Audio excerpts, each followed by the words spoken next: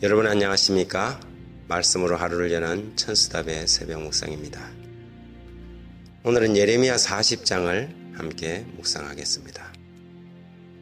아이들을 키우다 보면 똑같은 배에서 나왔는데 왜 그리 성격이 판이하게 다른지요?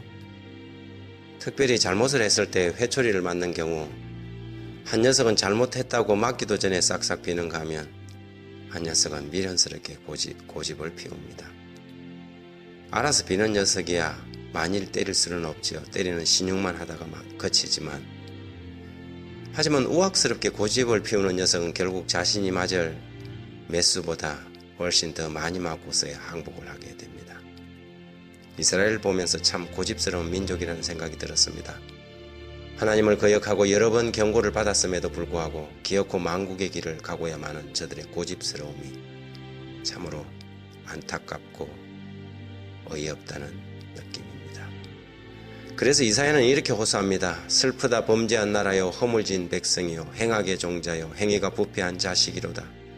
그들이 여호와를 버리며 이스라엘의 거룩한 일을 만홀히 여겨 멀리하고 물러가도다.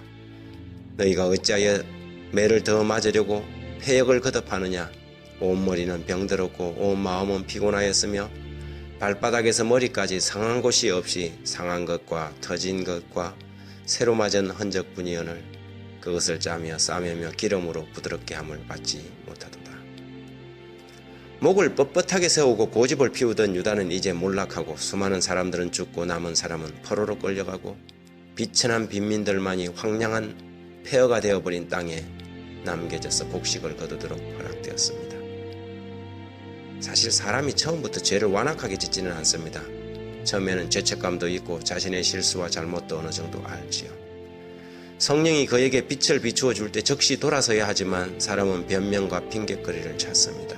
그리고 그 다음에는 자신의 입장을 정당화하기 위해 그 이유를 억지로 만들어냅니다. 그리고 마침내 완악해지고 그 다음에는 하나님을 대적하지요.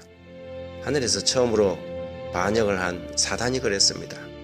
그래서 그는 대적하는 자 사탄이 된 것입니다.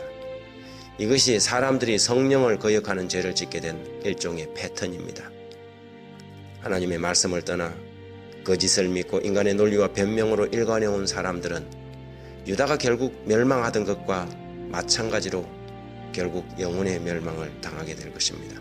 참된 진리는 자신이 정해놓은 표준이 아니라 하나님의 말씀의 빛을 향해 겸손히 나가는 것입니다. 이것이 개혁정신이고 이것이 진리를 찾는 자들의 태도이지요. 말씀을 대항하여 자신의 의견을 세우거나 자기가 정해놓은 결론을 뒷받침하기 위해 성경을 연구하지 말아야 합니다.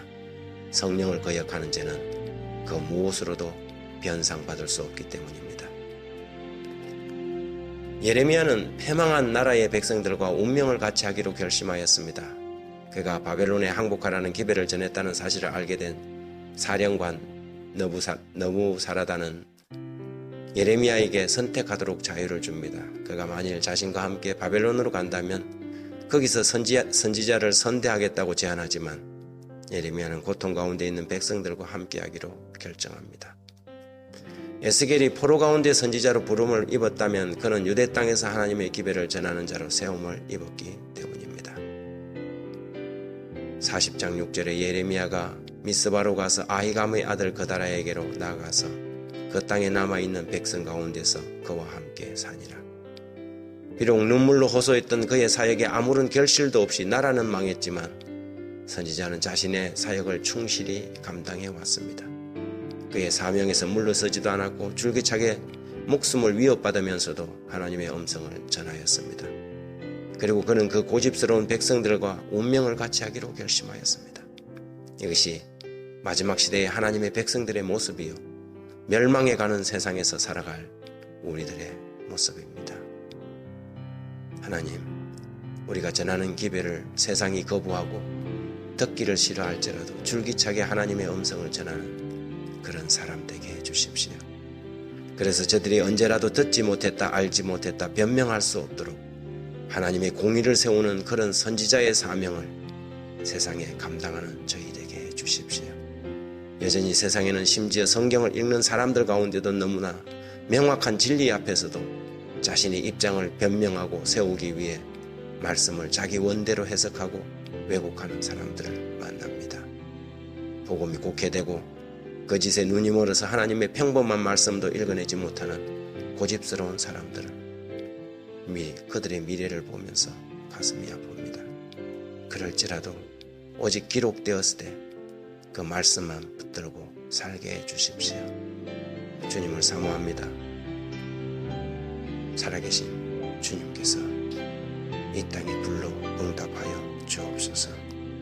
예수님 이름으로 기도합니다.